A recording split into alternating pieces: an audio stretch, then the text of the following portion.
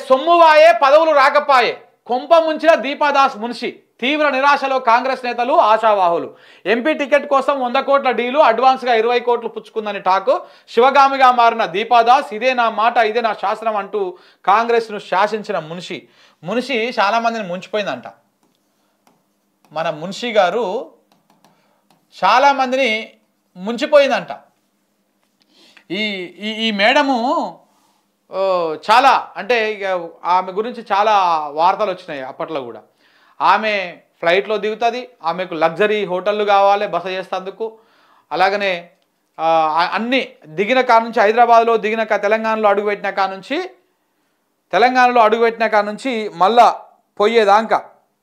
పోయేదాకా మేడంకి A to Z ఇక్కడ ఉన్నటువంటి వాళ్ళు చూసుకోవాలి. ఇక ఒక్కొక్కసారి ఒక్కొక్క మంత్రికి ఆమె ఖర్చుని, ఒక్కొక్కసారి ఒక్కొక్క కీలక నేతకి ఆమె ఖర్చుని, అలాగనే ఎవరైతే టికెట్ ఆశిస్తూ ఉన్నారో వాళ్ళతోని ఈ ఖర్చులు పెట్టించేవాళ్ళంట. సో వాళ్ళు పోయిన తర్వాత చాలామంది సంతోషపడ్డారు, ఈ ఖర్చు తప్పిందిరా బాబు అని. కానీ చాలామంది బాధపడుతున్నారు. ఎందుకు బాధపడుతున్నారు అంటే ఈమె నీకు ఎంపీ టికెట్ ఇస్తా అని చెప్పేసి ఓ ముదిరాజు సామాజిక వర్గానికి సంబంధించినటువంటి ఓ నాయకుడి దగ్గర 100 కోట్ల డీల్ మాట్లాడుకొని దాంట్లో 20 కోట్ల అడ్వాన్స్ తీసుకుందంట. ఇదంతా నడుస్తూ ఉంది, సోషల్ మీడియాలో చర్చ బాగా నడుస్తూ ఉంది.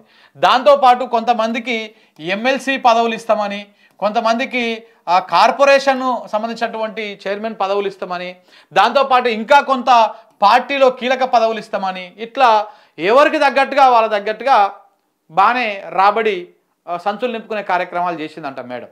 సో చేసి ఇట్లా అందరి దగ్గర కొన్ని అడ్వాన్సులు తీసుకుందంట. ఉన్న పలంగా ఏమని వీకేసి ఈ మీనాక్షి నటరాజన్ గారిని వేసిర్రు. సో సినిమా మొత్తం మారిపోయింది.